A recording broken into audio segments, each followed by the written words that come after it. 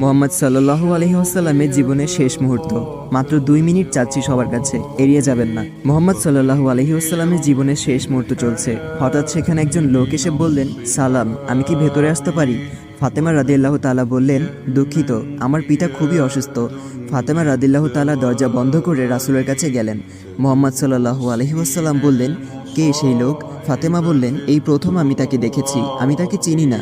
শোনো ফাতেমা, সে হচ্ছে আমাদের এই ছোট্ট জীবনের অবসানকারী ফেরেশতা আজরাইল। এটা শুনে ফাতিমার অবস্থা তখন ক্রন্দরত বোবার মতো হয়ে গিয়েছে। রাসূল সাল্লাল্লাহু আলাইহি ওয়াসাল্লাম বললেন, হে জিব্রাইল, আমার উম্মতের কি হবে? আমার উম্মতের নাজাতের কি হবে?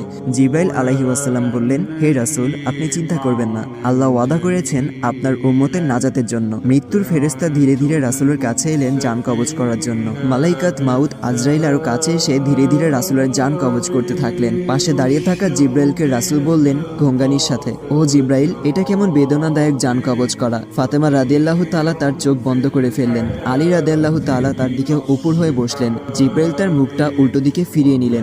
রাসূল সাল্লাল্লাহু আলাইহি ওয়াসাল্লাম বললেন, হে জিব্রাইল, তুমি মুখটা উল্টো দিকে ঘোরালে কেন? আমার প্রতি তুমি বিরক্ত? জিব্রাইল বললেন, হে রাসূলুল্লাহ, সাকারাতুল মাউতের অবস্থায় আমি আপনাকে কিভাবে দেখে সহ্য করতে পারি? ভয়াবহ ব্যথায় রাসূল ছোট্ট একটি গঙ্গানি দিলেন। রাসূলুল্লাহ সাল্লাল্লাহু আলাইহি ওয়াসাল্লাম বললেন, হে আল্লাহ, সাকারাতুল মাউতটা মানে জান কবজের সময় যতই ভয়াবহ হোক সমস্যা নেই, আমাকে সকল ব্যথা দাও, আমি বরণ করব, কিন্তু আমার উম্মাকে ব্যথা দিও না। রাসূলের শরীরটা ধীরে ধীরে ঠান্ডা হয়ে আসতে লাগলো। তার পা বুক কিছুই নড়ছে না আর।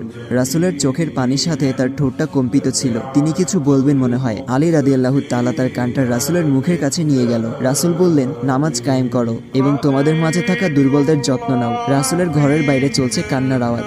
সাহাবীরা একজন আরেকজনকে জড়িয়ে ধরে উচ্চস্বরে কান্নারত। আলী রাদিয়াল্লাহু তাআলা আবার তার কানটা রাসূলের মুখের কাছে ধরল। রাসূল চোখ ভেজা অবস্থায় বলতে থাকলেন, ইয়া উম্মতি, ইয়া উম্মতি। আল্লাহ আমাদের সবার মাঝে বুঝদান করুন। ভিডিওটি ভালো লাগলে অবশ্যই শেয়ার করবেন।